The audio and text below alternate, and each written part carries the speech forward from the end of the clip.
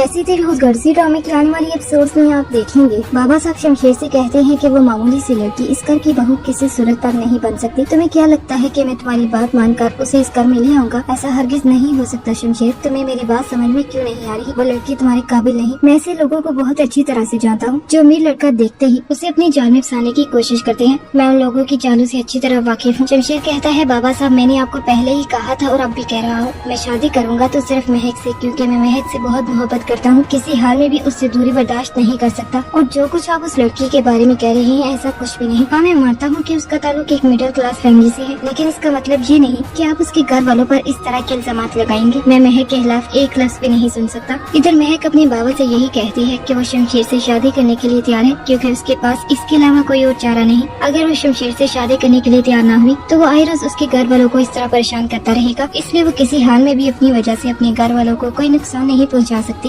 महक के बाबा अपनी बेटी से यही कहते हैं अगर शमशेर ये चाहता है तो हमें ये फैसला करना पड़ेगा। वो किसी हाल में भी इस रिश्ते के लिए तैयार तक नहीं थे, लेकिन शमशेर ने उन्हें इस कदर मजबूर कर दिया है कि उन्हें महक का हाथ शमशेर के हाथ में देना पड़ जाता है। आने वाली एपिसोड्स काफी ज्यादा इंटरेस्टिंग होने जा रही हैं।